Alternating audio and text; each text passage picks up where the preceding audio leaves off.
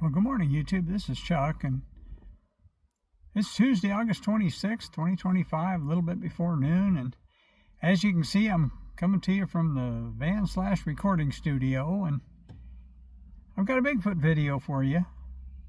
And I got some stories that have kind of showed up in the last few days, and I thought you might be interested in them. And I've got a couple other videos in the works. I might upload something else before I upload this one, but anyway, this is when I'm filming it. So I guess the best way to start is with an email that I can read you. And it's from a lady from the Portland, Oregon area. And I got this about 4 days ago or so, and I've been kind of waiting to add some more stuff to it before I told you about it. So I've got my laptop here, and I'm actually going to move it over here where I can read a little easier. And of course, as soon as there we go. It says, "Hi Chuck, thanks for taking the time and care to share your positive energy with others. I found your channel after watching your Flash of Beauty interview. It was a game changer for me in how I think about the forest people. I've been practicing your process for MindSpeak for about a year. I've had one connection. This past spring, I'd had a particularly challenging week and was feeling drained and emotional. I took a drive out to the river to relax and recharge. I sat in my usual spot on a rock next to the water, and I had the place all to myself. I was thinking through the week and realized I was feeling lonely and sad. I was even crying a little and decided to try and shift my energy by talking out loud to any of the Sasquatch folks that might be around. I introduced myself, explained that I was a teacher of children and a gardener, and that I hope any and all forest people who could hear me were well. I said that I'd been learning about them online from Chuck Jacobs in Arizona. I said you'd told us about Jolene and Roheen and Lewis. I said you all gave him a name, Whiska or Wispa, I couldn't remember.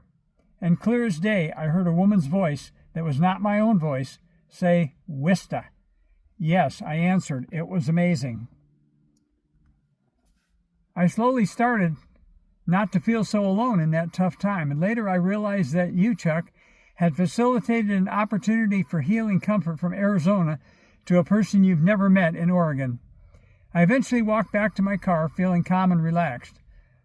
Along the trail, a beautiful yellow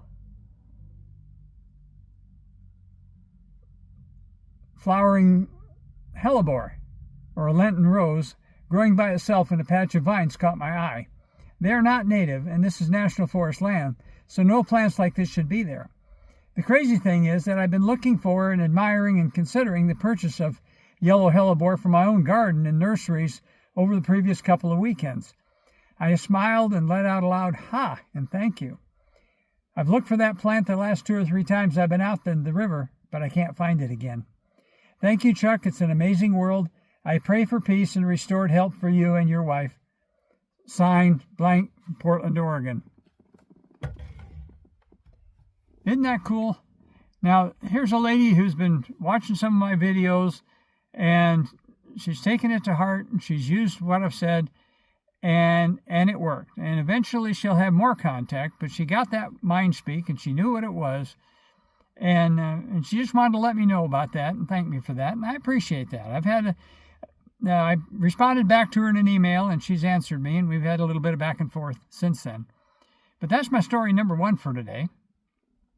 My story number 2 actually come to another fellow who's talked to me quite a bit, and he's from the Roanoke, Virginia area, and his name is Dennis. And Dennis has a YouTube channel, and his YouTube channel is called Dennis Rumpsprung. So you can go check that one out. It's spelled Rumpsprung. Now, that's not his real last name. That's just his YouTube name that he uses. And there's a funny story behind that, but that's not my story. That's his story to tell you. So if you go to his channel and check out his stuff, and he's got quite a few videos up and about all kinds of different subjects, and I haven't watched all of them, so maybe he actually has one in there where he tells where this name came from, but it's a pretty funny story. But what he reached out to tell me about was that over the weekend he was he went out and he was dropping off some treats at a place where he leaves food offerings for the local Sasquatch folks, and he had his grandson along with him. And his grandson has a particular fascination with balloons, and he likes the little helium balloons, like the happy birthday balloons and that sort of thing. And he also likes everything up to including dirigibles. I mean, he's just interested in balloons. Well, my friend got back home, and the next day he happened to walk into his garage, and here in his garage, up against the ceiling, stuck on the ceiling, is a black and white checkered vinyl helium balloon. Now, where did it come from? How did it get there? Well, I suppose you could come up with some kind of oddball reasoning for it to be there, but he just put up a video on his channel about it, just a little short one. So go and check that out, and you can see it for yourself. I'll put a picture of it right here so you can see what it looks like.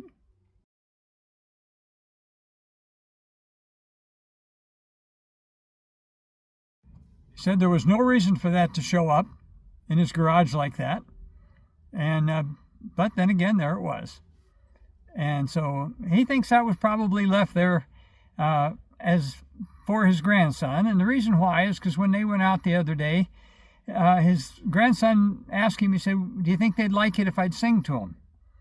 And he said, yeah, well, go ahead and try it. So I guess his grandson was singing a little bit to him, and he's pretty sure that this was a kind of a thank you gift because they knew his grandson liked balloons. So he talks about it a little bit in his video, so you can go check out his channel. And if you do, you can ask him about the name and tell him Chuck sent you. Well, my third one is something that happened last evening, and with my friend from Utah, and he and I had a phone conversation this morning while he was on his way into work in his car phone, and so he was telling me a little bit about it. And he and his wife are both musically inclined, and he plays guitar and a couple other instruments as well. But it's been quite a while since he's done a whole lot, and he's kind of drifted away from the music thing. And he's he's pretty busy in his job and all that kind of stuff. And so the whole music thing has kind of taken kind of the back burner. And since he moved up there to the Salt Lake area, he hasn't really dabbled in any kind of the music scene in that area up there. And I don't know enough about that to know if there is much of a music scene, but for a while he and his wife lived in Nashville, Tennessee, and of course there it's, the music's 24/7 every place.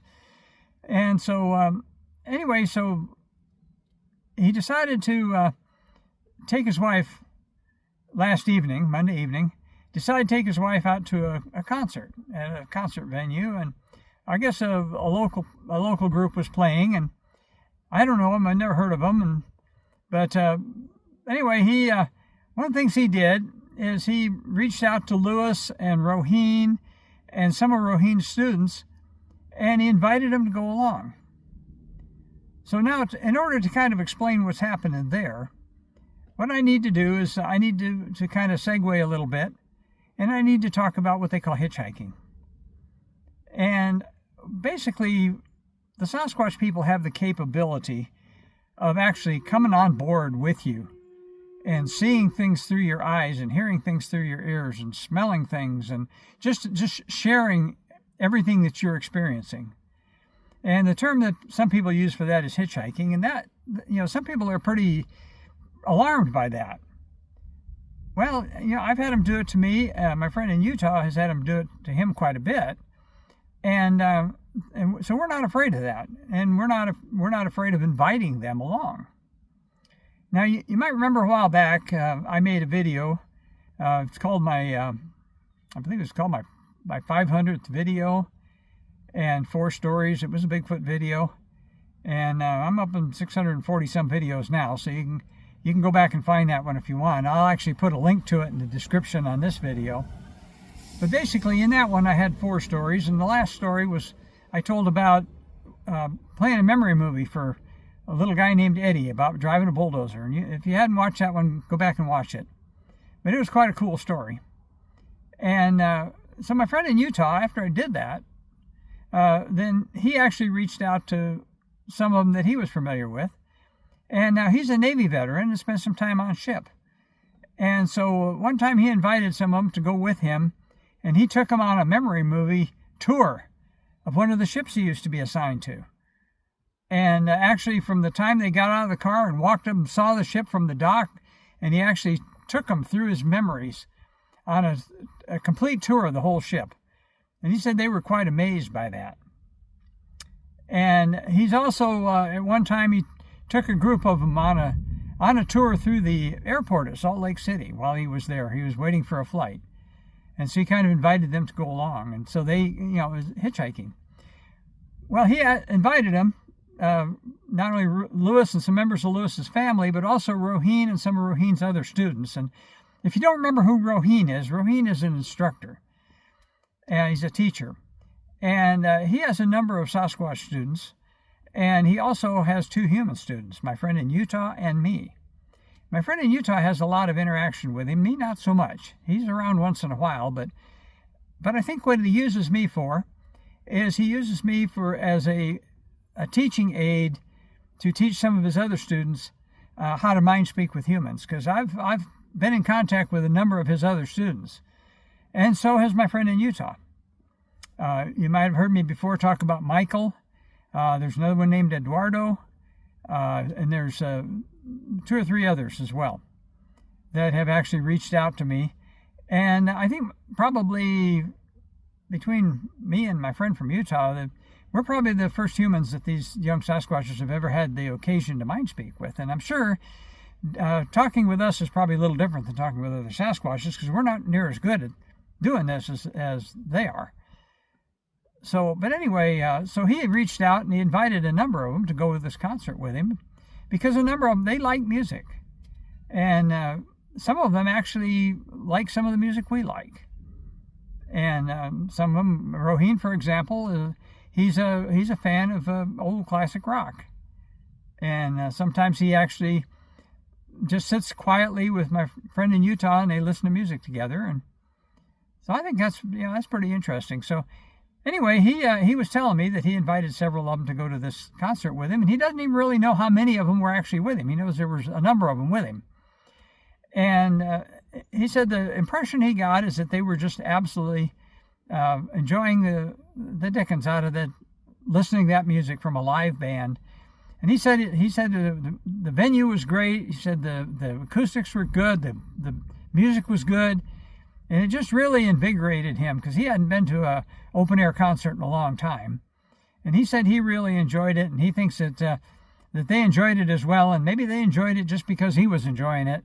But he said he got the impression that it was the first time they'd ever experienced that, and they really liked it. Well, we were talking about that kind of thing, and also another thing that he had happen, and this was, I believe this was Saturday night, but he went up to his normal spot on Saturday night, and he had an unusually large number of animals around, little animals, squirrels, and had a couple of deer and turkeys, and just different things around there. And of course it was unusual, so it caught his attention. And when he went back home, he reached out to Lewis and said, "Hey, Lewis, was that you guys up there?" And yes. So he kind of got a rundown as to who was what. And there was even a female named Afro, that adult female, and she actually was one of the deer. And that was pretty interesting as well. So when we were talking about that, it brought to mind something that happened to me. And I wasn't originally going to tell you all about it, because I didn't think it was particularly a story worth telling. But this morning when I was telling my friend from Utah about it, he said, you need to share that story, because that story's pretty cool. And that has to do with my house. And I've told you before, my house is almost 50 years old, and like every other 50-year-old house, it's not real airtight, and things don't always fit like they did when they were new.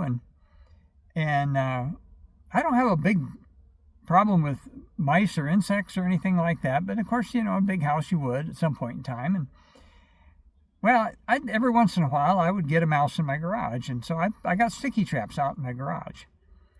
And a long time ago, after I caught a mouse, and after I realized about all the shape-shifting and all this kind of stuff, I decided, I don't really have anything against mice. I just don't want them in my house.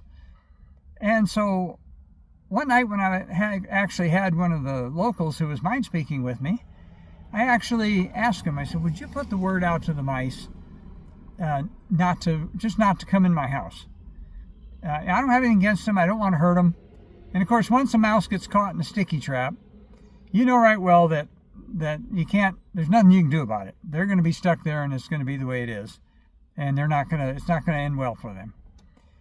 And so I hadn't caught a mouse in a sticky trap for well over a year.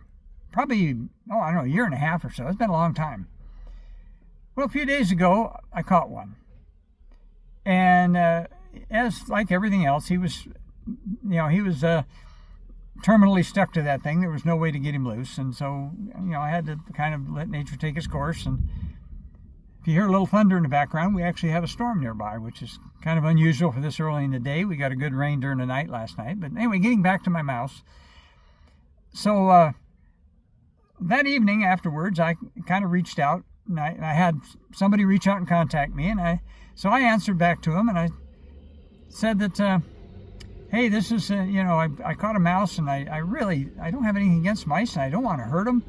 I just don't want them in my house. And I got a garbage truck going by, so you're going to hear a big loud truck go by here in a second. Today is garbage day. The one that picks up my trash has already been by here. This is another company. So anyway, I reached out and I kind of said that, and I got 3 words back in MindSpeak, very, very clearly. And the 3 words I got was, he didn't listen. Well, that kind of told me that, yeah, mice are probably, in some respects, are kind of like us. And apparently that mouse was warned not to go in there, and he didn't listen, and he got caught in a glue trap, and it cost him his life. So that was such a minor thing, I wasn't even going to talk about it, but my friend in Utah told me I really, really need to share that with y'all. So that's my stories. That's 4 of them. I guess 4.5, because my friend in Utah had kind of 2 stories there. But that kind of brings you up to date on what's been happening here. And my internet's down right now, so I'm not sure when I'll get to upload this. They sent us a text message and said someplace there's a failure in the fiber optic cable that supplies the whole town. So my internet is actually wireless, but the company is actually dependent on fiber optic cable, and it's only 1 feed in, and it seems like that thing gets dug through or broken or something happens to it remarkably often.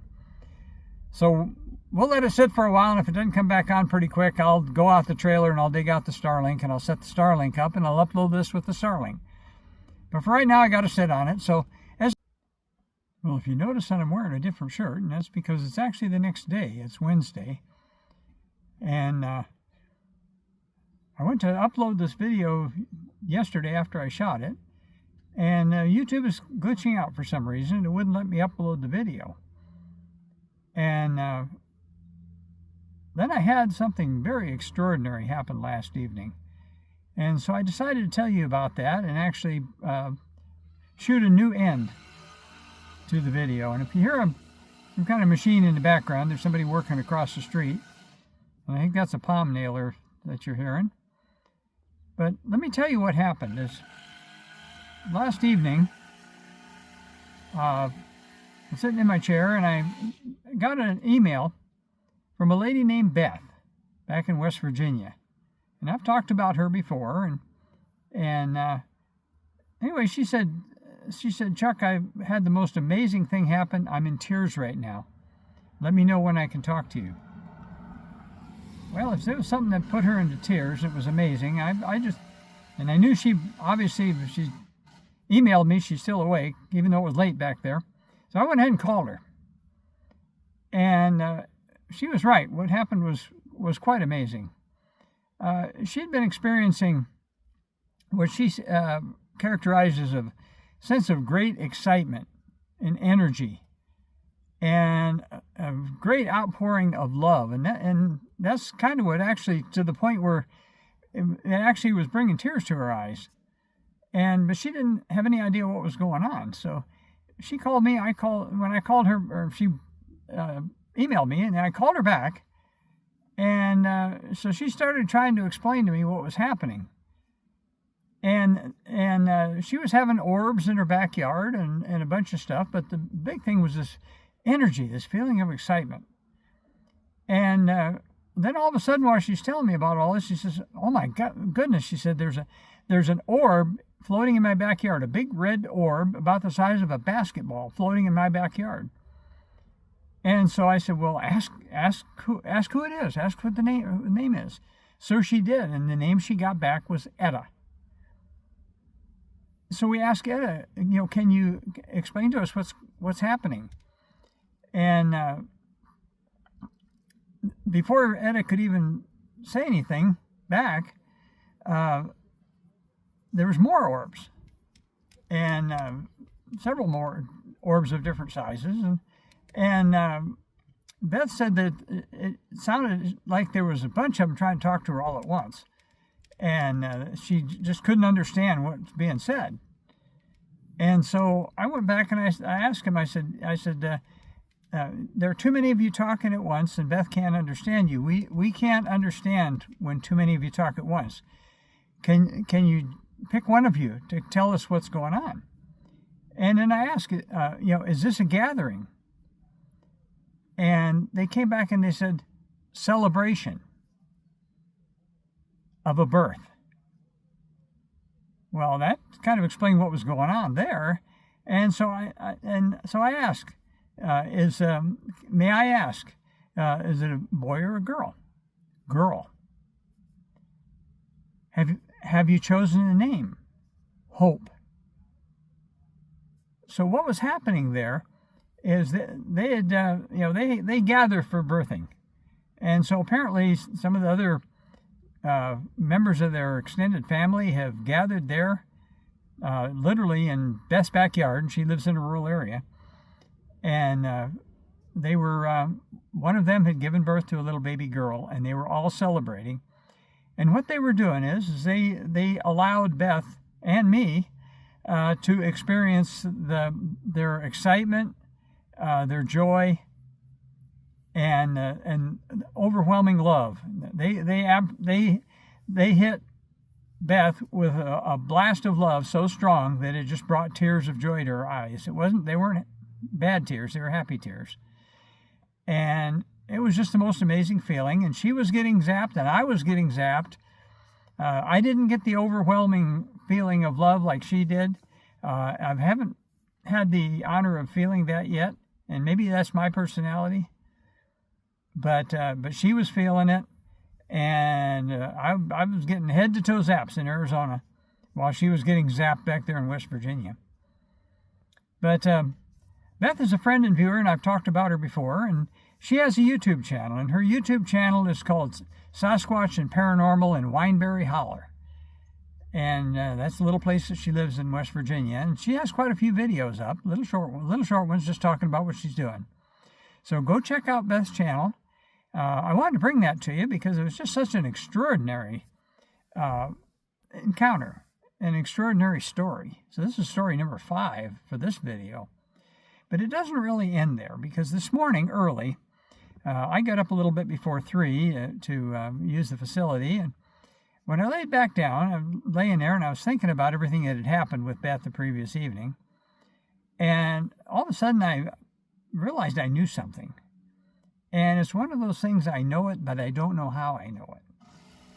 And it's so wild and outlandish that, quite honestly, I can't tell you whether I could possibly have invented this, or whether it's real or whether it's not real.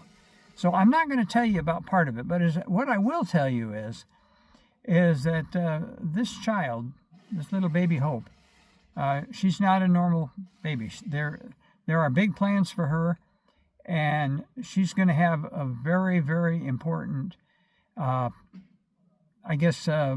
role in eventually connecting their people and our people. I don't know what that is, but we'll just have to see if it transpires. But as I said, there's quite often things will happen, and they'll give us knowledge drops, and all of a sudden one day we'll know something, but we don't know how we know it. And that's kind of what happened here. So I think there's way more to come involving baby Hope and as she grows up.